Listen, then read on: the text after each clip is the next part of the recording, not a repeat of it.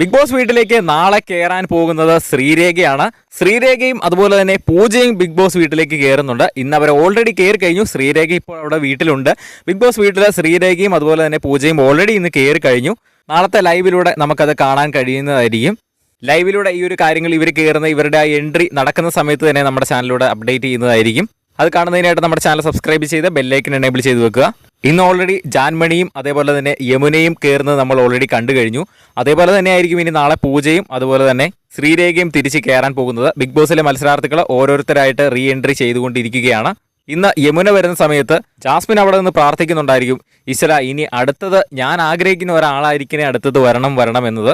യമുന വന്ന സമയത്ത് ഓടിച്ചെന്ന് തുറന്നു നോക്കാൻ ശ്രമിച്ചു, പക്ഷേ ജാസ്മിൻ പ്രതീക്ഷിച്ച ആളല്ലായിരുന്നു. അതുപോലെ തന്നെ നാളെയും ഇനി ജാസ്മിൻ ഓടി ചെല്ലും ഓരോരുത്തർ വരുമ്പോഴും. പക്ഷേ ജാസ്മിൻ പ്രതീക്ഷിക്കുന്ന ആളല്ല നാളെ വരാൻ പോകുന്നത്.